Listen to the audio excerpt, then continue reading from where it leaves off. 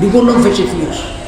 Akhirnya kota Pompei itu kaya, dipagar pakai tembok, rumahnya bertingkat-tingkat, jalannya batu, nggak becek, air hujan dibuang lewat bawah tanah, udah modern betul, kaya raya. Semua orang Eropa datang ke situ berlibur, makan, beli anggur, berlibur karena suasananya sejuk dan nyaman. Akhirnya mereka bikin hotel-hotel, rumah-rumah untuk menampung turis-turis dari seluruh Eropa, dari Spanyol, dari Prancis, dari Inggris datang. Apa yang terjadi? Tak puas dengan jual makanan, dengan jual minuman, dengan hotel, mulai disediakan tempat berzina. Berzinanya bebas, mau laki-laki sama perempuan boleh, mau perempuan sama perempuan boleh, laki-laki sama laki-laki boleh, satu perempuan tiga laki-laki boleh, satu laki-laki tiga perempuan boleh. Pokoknya terserah aja, siapa yang mau rame-rame 100 pasang jinah rame-rame boleh dibikin tempatnya. Datang pendeta-pendeta Kristen mendakwah mereka, datang. Nggak boleh begitu, ini haram, Tuhan nggak suka begini, nanti kita kena azab. Dibunuh orang tuh pendeta orang itu. Banyak kali cerita kau yang penting pitih, ya pitih nama dia. Bunuh pendeta-pendeta yang dakwah, dipukuli, para pendakwah yang datang diusir. Apa yang terjadi? Tiba-tiba Gunung Vesuvius itu meletus, mengeluarkan lahar tanpa batuk-batuk.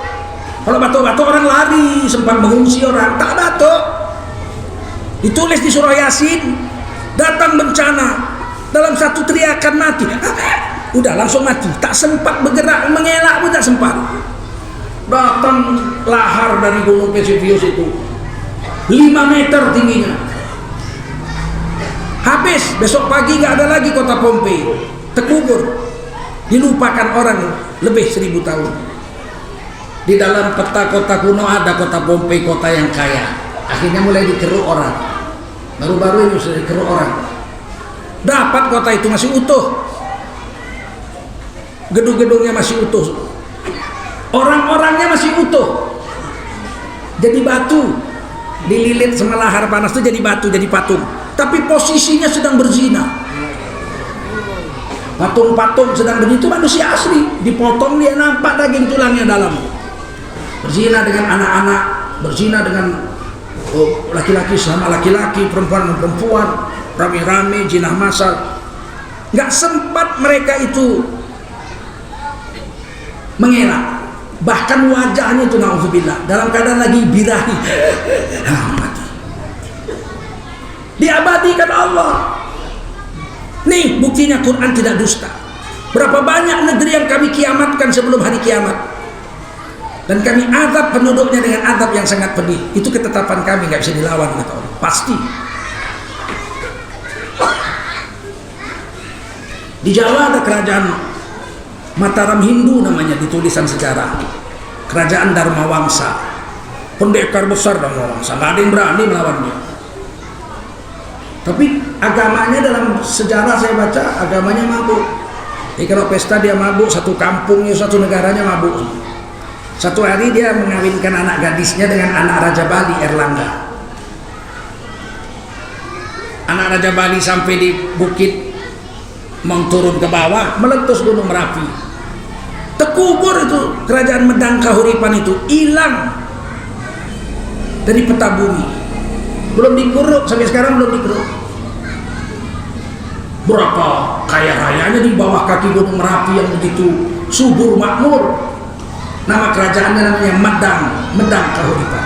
Ditulis dalam babat Jawa, kerajaan Medang Kahuripan Pralaya tahun 1006. Pralaya itu artinya kiamat, bahasa Arabnya. Dikiamatkan Allah sebelum hari kiamat datang.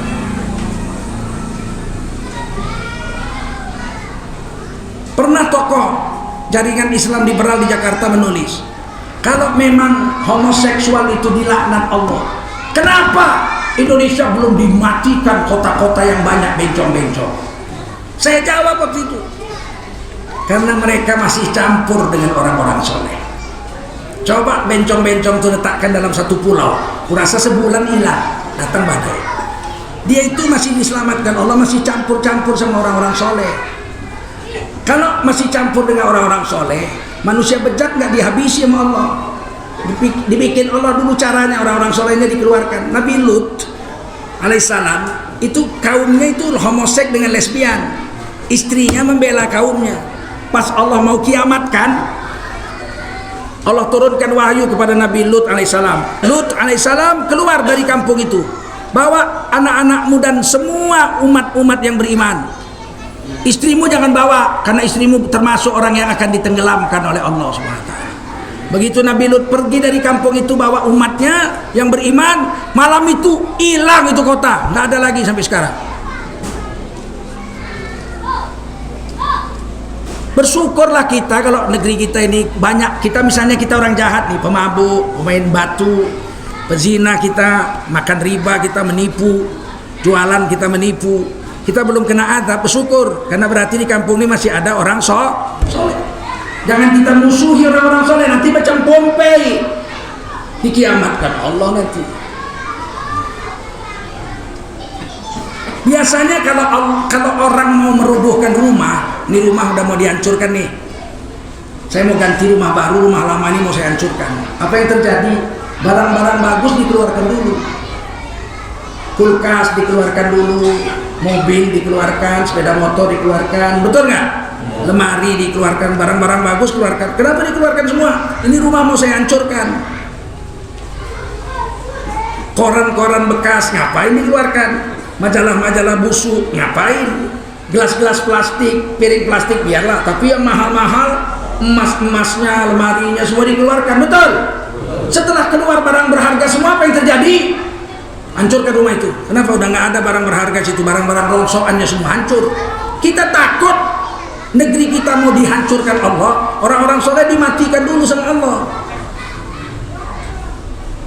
Selama pandemi 8 bulan ini 300 lebih ulama wafat sudah. Bulan Januari ini aja sudah 18 ulama-ulama besar wafat. Syekh Ali Jabir, guru saya Sayyidul Walid, Habib Adi Assegaf, diambil satu. Saya itu sedih kalau ada orang alim mati, orang soleh mati. Itu yang saya sedihkan apa? Jangan-jangan aku barang rongsokan, nggak dikeluarkan Allah, mau dihancurkan.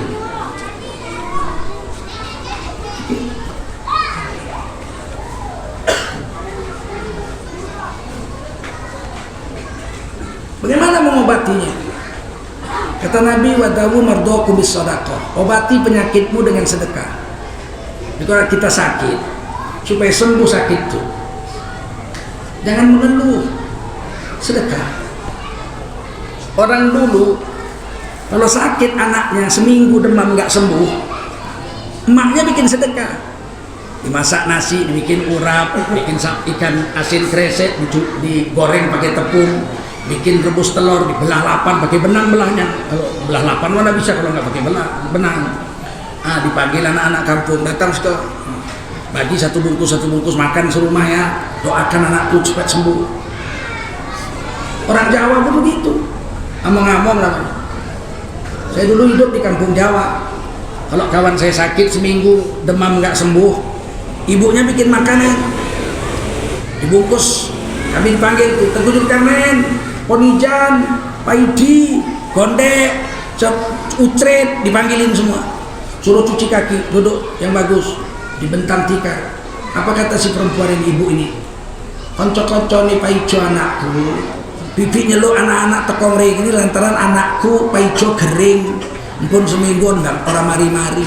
Nah saiki bibi gawe no panganan gawa nono mulih, dongake anakku mendang mari nggih.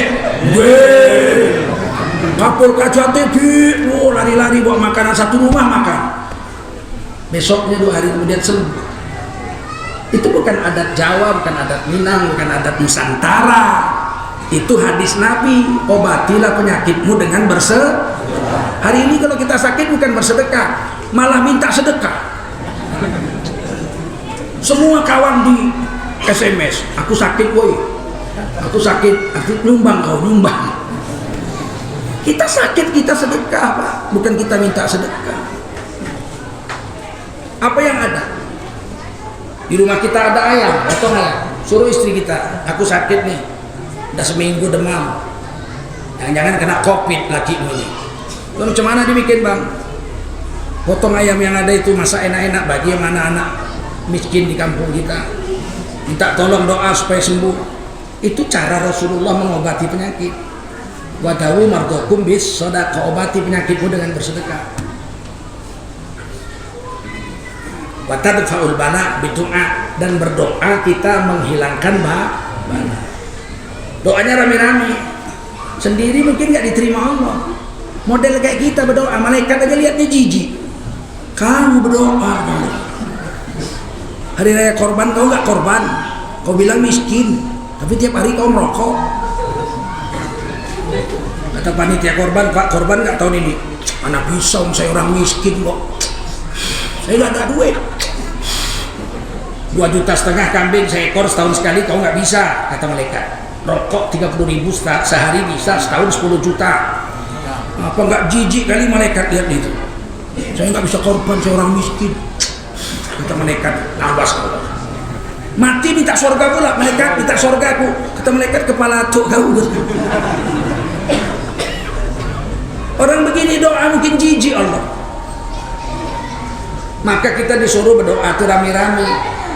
Mungkin kalau kita yang doa Allah jijik, tapi ada anak yatim ikut berdoa, kasihan Allah. Ada orang ahli sholat berdoa juga di situ, kasihan Allah sama dia.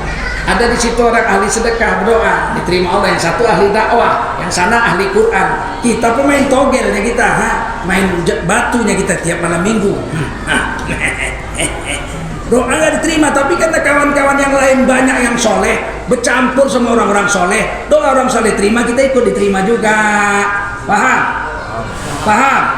Jangan benci sama orang-orang baik.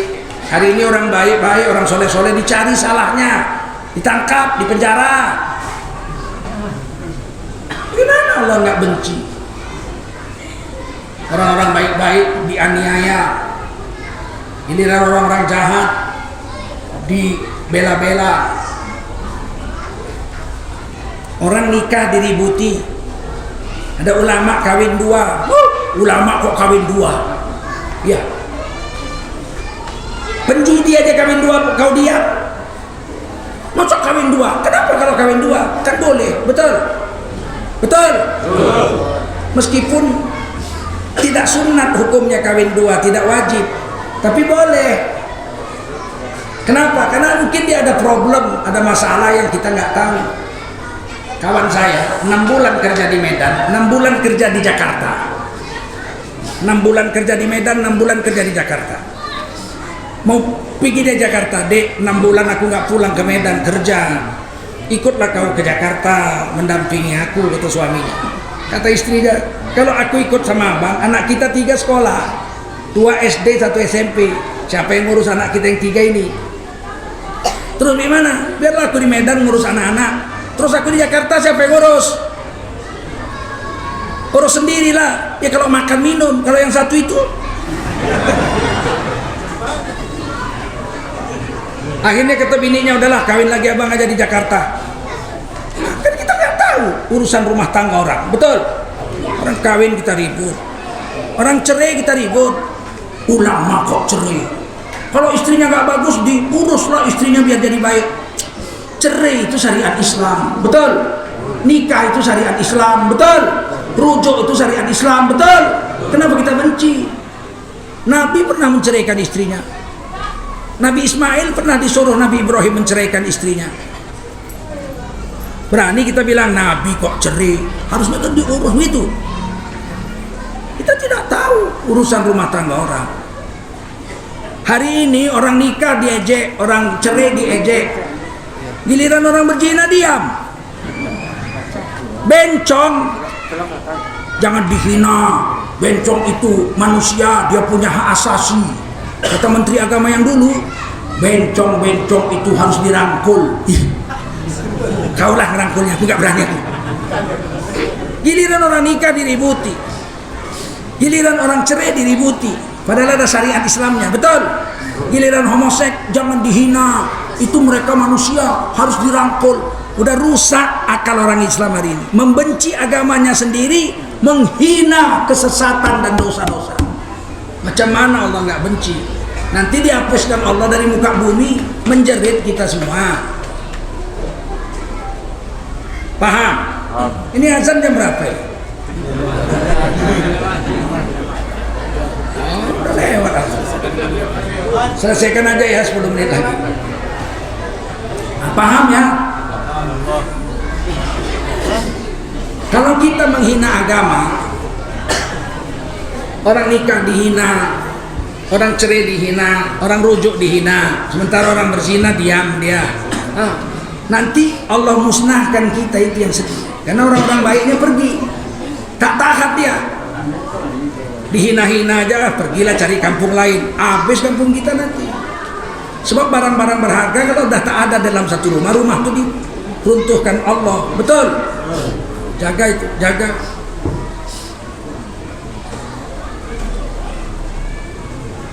Sabar, nanti saya kasih waktu. Ngutip duitnya nanti saya kasih waktu. 3 menit beres itu.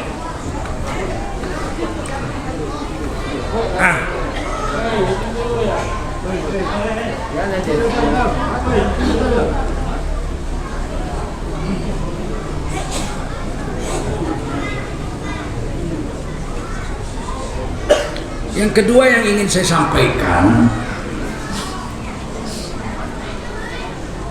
hati kita yang menolak agama ini karena kotor, banyak dosa.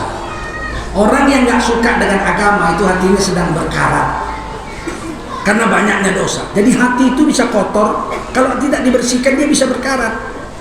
Kata Allah, kallabal rona ala qulubihim ma kanu yaksibun. Sekali-kali jangan begitu, sesungguhnya telah apa, ada tanda saktah di situ. Saktah itu kata ahli Quran, ahli qiraat, memberhentikan bacaan 2 harakat tanpa memotong napas. Kallabal rona ala qulubihim ma kanu yaksibun. Ada 4 saktah dalam Quran qiraat hafaz. Surah Yasin, iwajan qayyimah. Apa? Surah Al-Kahfi, surah Yasin.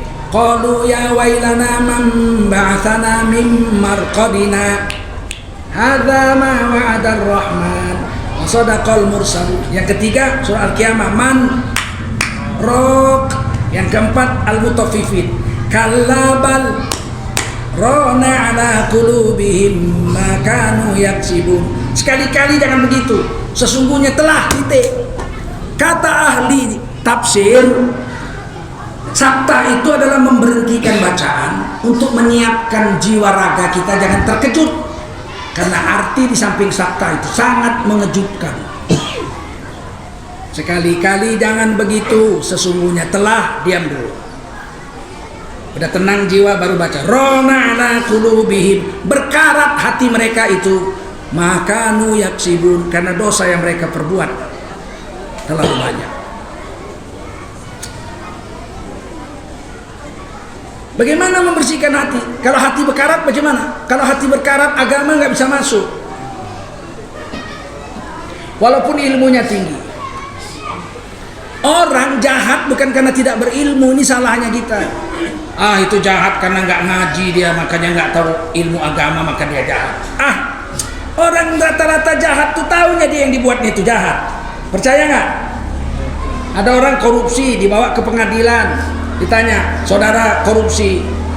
Iya Tuan Hakim, saya keliru. Apa hukumnya korupsi? Apa dia bilang? Haram lah, masa sunat muakkad. Tahunya dia hukumnya mencuri itu haram, tapi dia lakukan. Betul. Pemabuk tuh tahunya dia mabuk itu haram. Ada orang Islam mabuk. Kenapa kau jalan sempoyongan? Mabuk aku. Kenapa kau mabuk? Susah kali aku, dipecat dari kerja kena kopi. Minum apa kau? Minum tua. Apa hukumnya minum tua? Gila kau tanya lagi, haram lah masa sunat. Tahunya dia itu semua yang dilakukan itu dosa, tapi kenapa dia kerjakan? Karena imannya lemah, hatinya berkarat. Bagaimana membersihkan hati? Tak bisa dicuci pakai sabun. Membersihkan hati dengan mendengarkan Quran dan mendengarkan hadis-hadis Nabi. Cucinya hatinya. Ditulis di Quran surah Al-Jumu'ah ayat 2. Huwallazi ba'atsa fil ummiyina rasulam minhum yatlu alaihim ayatihi wa yuzakkihim wa yu'allimuhumul kitaba wal hikmah wa in kanu min qablu lafi dhalalim mubin. Dan berapa banyak dan dialah Allah yang telah mengutuskan seorang nabi kepada kaum yang buta huruf, yaitu orang-orang Mekah. Nabi yang diutuskan itu membacakan ayat-ayat Tuhan mereka kepada mereka. Wa yuzakkihim, dengan mendengarkan Quran dan sabda-sabda Nabi, maka hati mereka menjadi bersih. Setelah hati mereka bersih, wa yu'allimuhumul kitaba wal hikmah, barulah masuk ilmu Quran, hadis masuk dalam hatinya, mau taat. Wa in kanu min qablu lafi dhalalim mubin. Padahal sebelum itu mereka, masyarakat Mekah itu adalah manusia yang paling bejat di muka bumi, dengan kesesatan yang nyata terang-terangan.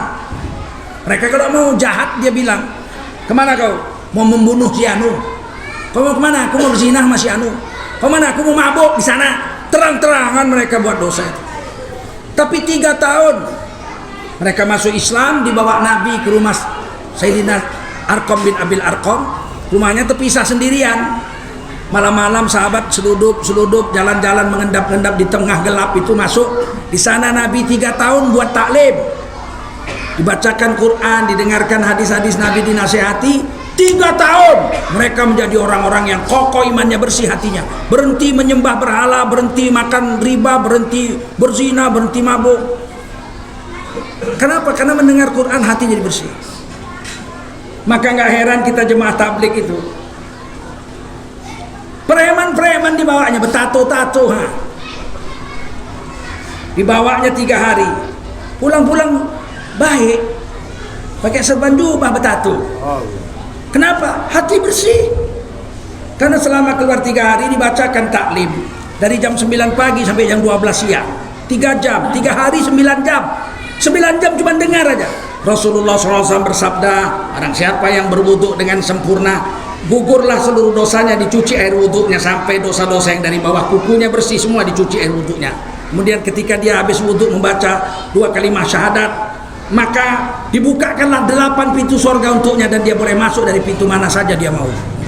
Bersih hati itu 3 hari 9 jam. Sholat tahajud 3 malam, sholat berjemaah 15 kali selama 3 hari itu. Pulang berubah, preman tobat, bayangkan.